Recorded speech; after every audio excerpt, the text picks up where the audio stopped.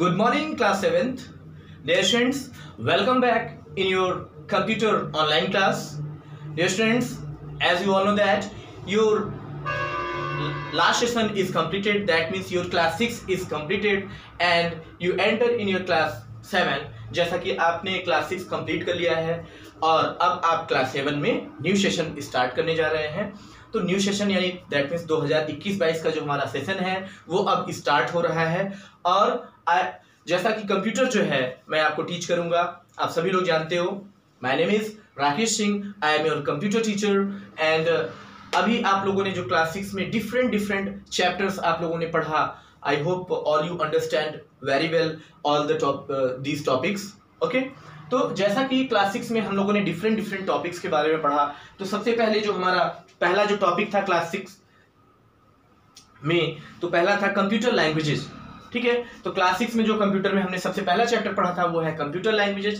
That means जो computer के अलग अलग लैंग्वेज होते हैं, जैसे मशीन लैंग्वेज होता है, असेंबली लैंग्वेज होता है, हाई लेवल लैंग्वेज होता है, फोर्थ जनरेशन लैंग्वेजेस होती हैं। तो डिफरेंट लैंग्वेजेस के बारे में हम लोगों ने पढ़ा था। अब यहाँ पर हम लोग उसके बाद जो चैप्टर 2 हम लोगों ने पढ़ा था वो था introduction to adobe flash CS6। तो एडोब फ्लैश CS6 क्या है? दिस इज अ एप्लीकेशन जिसमें हम लोग एक छोटे जो शॉर्ट प्रेजेंटेशन क्रिएट करते हैं फ्लैश में और उसको हम लोग रन कराते हैं। ठीक है, ये आपका चैप्टर नंबर 2 था क्लास 6 का। चैप्टर 3 हम लोगों ने पढ़ा था introduction to adobe Photoshop CS6। तो फोटोशॉप CS6 के बारे में हम लोगों ने चैप्टर 3 में पढ़ा था। फोटोशॉप क्या होता है? फोटोशॉप में कोई भी इमेज हम लोग लेते हैं, उसको क्रिएट करते हैं, उसमें चेंजेस कर सकते हैं, उसको एडिट कर सकते हैं। तो बेसिकली हम लोग फोटो इमेजेस एडिट करने के लिए फोटोशॉप का यूज करते हैं। अब जो हमारा नेक्स्ट चैप्टर था इसमें चैप्टर नंबर 4 टेबल्स इन वर्ड 2016, यानी टेबल्स MS माइक्रोसॉफ्ट वर्ड का एक फीचर होता है टेबल क्रिएट करना। जैसे माइक्रोसॉफ्ट क्या होता है, डॉक्यूमेंट फाइल होती है, तो डॉक्यूमेंट में ऐसे आपको प्लेन पेज दिखता है, तो वहां पे अगर आपको टेबल क्रिएट करना होता है then how can you create table. तो इस चैप्टर में हम लोगों ने टेबल क्रिएशन पढ़ा था। ठीक है, तो कैसे टेबल वहां पे क्रिएट करते हैं आप सभी लोगों ने पढ़ा है और जानते भी होंगे। चैप्टर नंबर 5 हमारा था mail merge in Word. Mail merge क्या होता है? Mail merge is a feature of MS Word. तो मेल मर्ज माइक्रोसॉफ्ट वर्ड का एक क्या होता है, इंपॉर्टेंट फीचर होता है, जिसके थ्रू हम लोग क्या करते हैं, एक टाइम में एक से ज्यादा लोगों को लेटर्स या मैसेजेस सेंड कर सकते हैं। ठीक है, तो ये मेल मर्ज का फीचर होता है। इसमें बहुत सारे स्टेप्स होते हैं जो हमने आपको बताए थे। इसके बाद आपका नेक्स्ट चैप्टर था formula and functions in Excel 2016। तो यहाँ पे MS एक्सेल, माइक्रोसॉफ्ट एक्सेल जो आप लोगों ने पढ़ा है, उसमें डिफरेंट टाइप के फॉर्मूलाज और फंक्शंस होते हैं। जिस फॉर्मूलाज और फंक्शन के बारे में हम लोगों ने इस चैप्टर में लर्न किया था अच्छे से और हम लोगों ने पढ़ा था। अगला जो आपका चैप्टर था इनहैंसिंग अ प्रेजेंटेशन, यानी ये पावर पॉइंट से रिलेटेड है।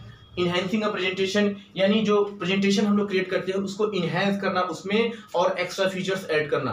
ठीक है, तो इस चैप्टर में हम लोगों ने पढ़ा था। अगला चैप्टर हम लोगों ने देखा था इंट्रोडक्शन टू MS एक्सेस 2016, यानी माइक्रोसॉफ्ट एक्सेस 2016। MS एक्सेस क्या होता है? MS Access is a database application. MS Access क्या होता है? एक डेटाबेस एप्लीकेशन होता है। ठीक है, और इस डेटाबेस एप्लीकेशन में हम लोग क्या करते हैं, डेटाबेसेस क्रिएट करते हैं। तो ये इस चैप्टर में हम लोगों ने पढ़ा था। क्वेरीज होते हैं, फॉर्म्स होते हैं, रिकॉर्ड्स होते हैं, तो इन सारी चीजों के बारे में हम लोगों ने लर्न किया था। अगला चैप्टर था आपका advance topic in MS Access, यानी ये जो चैप्टर है इसी से रिलेटेड अगला भी चैप्टर था आपका, यानी MS एक्सेस के एडवांस टॉपिक्स के बारे में हम लोगों ने इस चैप्टर में पढ़ा था, advance topics of MS Access में। अगला चैप्टर यानी चैप्टर नंबर 10 था आपका इंटरनेट सर्विसेज, यानी इंटरनेट सर्विसेज क्या होते हैं? डिफरेंट टाइप के इंटरनेट के सर्विसेज होते हैं, जैसे आपका ईमेल होता है, जीमेल होता है, सोशल मीडिया एप्लीकेशंस होते हैं, चैटिंग एप्लीकेशंस होते हैं। तो ये क्या थे? इंटरनेट के सर्विसेज हैं जिनके बारे में हम लोगों ने इस चैप्टर में पढ़ा था। अगला चैप्टर था हमारा computer crime ethics and security, यानी ये चैप्टर जो है टोटली बेस्ड था आपके कंप्यूटर, डिफरेंट कंप्यूटर के जो क्राइम्स होते हैं, जो होते हैं जनरल लाइफ में जो हम लोग देखते हैं, साइबर फ्रॉड्स होते हैं, तो उस कंप्यूटर के क्राइम के बारे में, एथिक्स के बारे में, सिक्योरिटी कैसे हम लोग सिक्योर कर सकते हैं, तो ये जो टॉपिक्स थे तो इस चैप्टर में हम लोगों ने लर्न किया था। तो dear students, I hope class 6 में जो भी टॉपिक्स आप लोगों ने पढ़ा वो आपको बहुत अच्छे से समझ में आए होंगे। तो टोटल चैप्टर 11 चैप्टर्स थे जिनको हमने पूरे ईयर में लर्न किया और हम लोगों ने अच्छे से पढ़ा। देन डियर स्टूडेंट्स, अब बात आती है आपकी न्यू सेशन की, that means new session, that means 2021 और 22 की। तो अब आपका जो न्यू सेशन स्टार्ट हो रहा है, आप सभी जानते हो कि आपका जो सिलेबस होता है वो 4 पार्ट में डिवाइड होता है। 4 यानी सबसे पहला क्या होता है आपका PT1 होता है, यानी पीरियोडिक टेस्ट 1 बोलते हैं। फिर आपका क्या होता है टर्म 1 होता है, फिर आपका PT2 होता है, और फिर अगला आपका टर्म 2। ठीक है, तो ये 4 पार्ट होते हैं। इसको हम लोग हाफ ईयरली भी बोलते हैं, हाफ ईयरली, और इसको हम लोग फाइनल टर्म बोलते हैं, टर्म 2 को भी। तो यहाँ पे जो सिलेबस डिवाइडेड होते हैं आपके पूरे साल के इन 4 पार्ट में डिवाइड होते हैं। तो PT1 तो पीरियोडिक टेस्ट 1 इसको हम लोग बोलते हैं। तो आप अब आपका यानी न्यू सेशन में जो आप क्लास 7 की बुक पढ़ेंगे, आपको मैं एक बार रिव्यू दे रहा हूं। देखिए ये आपकी क्लास 7 की बुक है जो कि साइबर बीन्स के नाम से है, क्लास 7 साइबर बीन्स। ठीक है, किप्स पब्लिकेशन का है साइबर बीन्स। तो यहाँ पे अब आप लोग क्लास 7 में इस बार ये बुक पढ़ेंगे, बहुत ही अच्छी बुक है। और जिन स्टूडेंट्स ने बुक परचेज कर ली है ऑल द बेस्ट, और जिन्होंने अभी तक बुक्स को परचेज नहीं किया है वो स्कूल काउंटर से जाकर के बुक्स को परचेज कर लेंगे और अपनी स्टडी को कंटिन्यू करेंगे। ओके, तो यहाँ पे जो पीरियोडिक टेस्ट 1 का जो आपका सिलेबस है, तो पीरियोडिक टेस्ट 1 का के सिलेबस में जो पहला आपका चैप्टर है, इसमें सबसे पहला चैप्टर है आपका नंबर सिस्टम। यानी PT1 में जो फर्स्ट चैप्टर है वो क्या है आपका नंबर सिस्टम। बहुत ही इंटरेस्टिंग और बहुत ही अच्छा चैप्टर है नंबर सिस्टम। ये पूरे कंप्यूटर की वर्किंग को डिफाइन करता है कि आपका इंटरनली जो कंप्यूटर वर्क करता है वो कैसे वर्क करता है। अभी आगे हम लोग नंबर सिस्टम के बारे में अच्छे से पढ़ेंगे। अगला जो चैप्टर है आपका फॉर्मूलाज एंड फंक्शंस। अगला है आपका फॉर्मूलाज एंड फंक्शंस। ठीक है, ये 2 चैप्टर्स आपके पीरियोडिक 1 में है, यानी PT1 के ये 2 चैप्टर्स हैं। अब इसके बाद आता है आपका टर्म 1 का। तो टर्म 1 में आपके 3 चैप्टर्स हैं। पहला है आपका एडवांस फीचर ऑफ एक्सेल, यानी यहां पे 3rd चैप्टर आएगा ये एडवांस्ड फीचर्स ऑफ एक्सेल। ठीक है, ये आपका 3rd चैप्टर आएगा। 4th है आपका chapter number 4 log on to animate CC। ठीक है, log on to animate CC।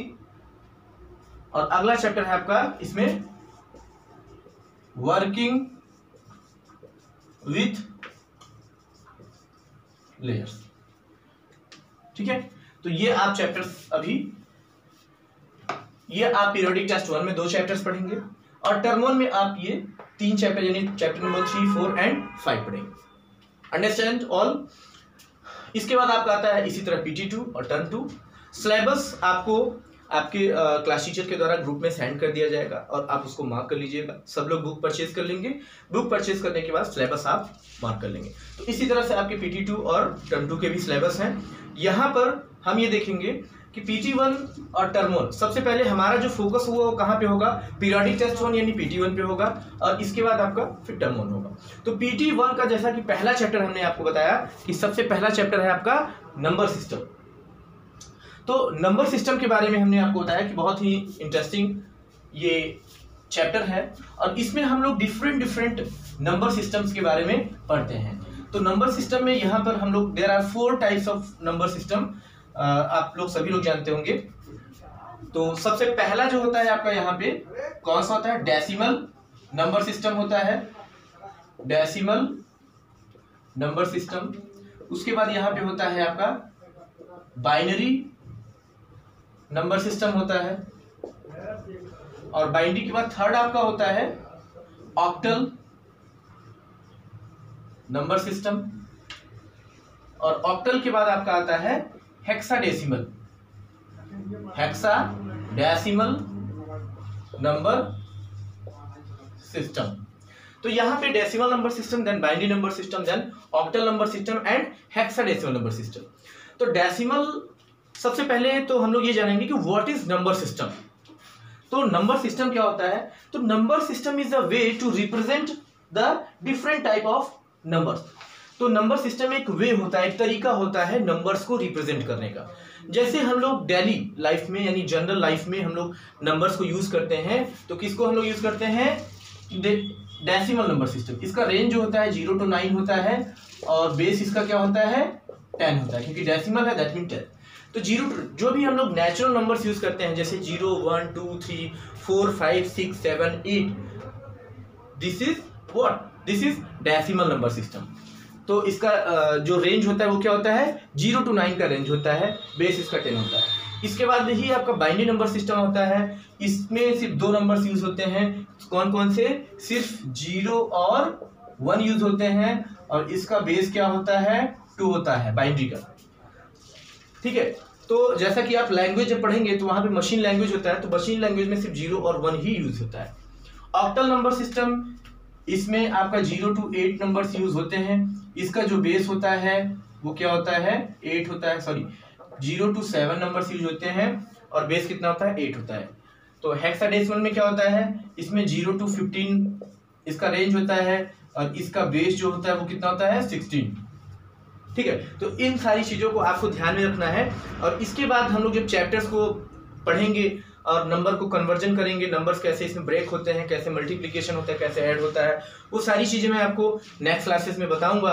और आई होप आपको बहुत ही अच्छे से समझ में आएगा और इन सब चीजों को आप अच्छे से पढ़ेंगे। तो डियर स्टूडेंट्स, आज की क्लास हम लोग यहीं पे एंड करेंगे। तो जैसा कि जो पहला आपका चैप्टर होगा वो नंबर सिस्टम होगा, जो आप नेक्स्ट क्लासेस में पढ़ेंगे। तो अगर आपके पास बुक है तो आप घर पर उसको अच्छे से रिवाइज करेंगे, उसको लर्न करेंगे, उसको पढ़ेंगे। तो जब मैं आपको यहाँ पे बोर्ड पे क्लास में बताऊंगा तो आपको वो चीज़ें बहुत अच्छे से समझ में आएगी। ठीक है, तो तब तक के लिए all the best. Okay, thank you class.